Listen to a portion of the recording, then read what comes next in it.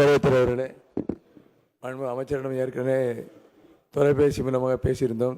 கன்னியாகுமரி மாவட்டம் கடற்கரை கிராமத்திலே புத்தந்துறையிலே கடல் வீட்டத்தின் காரணமாக அங்கே இருக்கக்கூடிய கரைகள் எல்லாம் உடைந்து அதற்காக நிதி ஒதுக்க வேண்டும் என்று, பேரிடர் நிதி ஒதுக்க வேண்டும் என்று சொன்னோம். நீங்களும் ஒதுக்குவதாக சொன்னிருந்தீர்கள். அதேபோல் மாண்புமிகு நமது பொதுப்பணித்துறை அமைச்சர் WRO அமைச்சர் அவர்கள் பேசும் பொழுது பல்வேறு கருத்துக்களை சொன்னார்கள். சப்ளிமெண்ட்ரி கொஸ்டினில் இது சம்பந்தம் என்று சொன்னார்கள். ஆனால் மிக திறமையான அமைச்சர் அவர். PWD ஒரு என்சைக்ளோபீடியா என்று சொல்லலாம். அதேபோல் நீங்களும் இந்த நிர்வாகத்தில் என்சைக்ளோபீடியா இருக்கிறீர்கள்.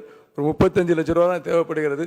ஆகவே இந்த புத்தந்துறை கிராமத்தினுடைய கடற்கரை மீனவர்களினுடைய வாழ்வாதார உரிமையை காப்பும் விதமாக 35 லட்சம் ரூபாயை பேரிடர் நிதி மூலமாக வழங்கும்படி உங்களை தாழ்மையுடன் கேட்டுக்கொள்கிறேன். மாண்புமிகு அமைச்சர். மாண்புமிகு பேரவைத் தலைவர்களே, மாண்புமிகு உறுப்பினர் சூழ்நிலை தொகை பெரிய தொகை அல்ல. அது பேரிடர் அரசாங்கத்திற்கு வந்ததா என்பதை மாவட்ட ஆட்சித்தலைவர் மத்தியில் கேட்டு உடனடியாக அது அப்படி வரவில்லை என்று சொன்னால் உடனடியாக பரிந்துரை செய்து WRDOடு இதை சொல்லிடுறேன். அப்புறம் நீங்கள் சொல்லுங்கள், நான் சொல்கிறேன்.